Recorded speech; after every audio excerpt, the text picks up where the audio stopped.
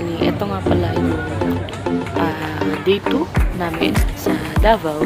Ito yung Bantawan. Bali, nandyan yung tribe. Yung mga tribo ba? So, ang dami dyan.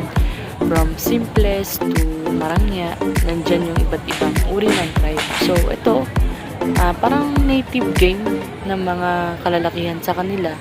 So, hindi ko alam kung ano yung tawag dyan, pero tingnan nyo na lang. Ayan.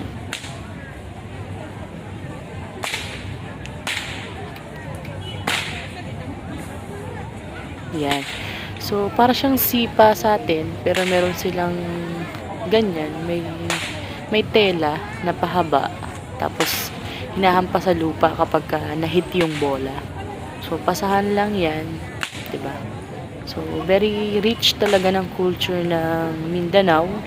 Pinapakita dyan yung iba't ibang tribo, mga damit, mga pangkasal, pang araw-araw. So, ayan. So, after nito, makikita nyo dyan yung mga video na ng musical instrument. Ito na yun. Ayan. Mga daw sa kanila yan, may mga ritual, mga sayaw-sayaw, at kung ano-ano pa. So, sobrang saya dito sa Davao, no? Mindanao area. Mga tausug, yan. Ang dami. Sobrang very rich in culture talaga sila.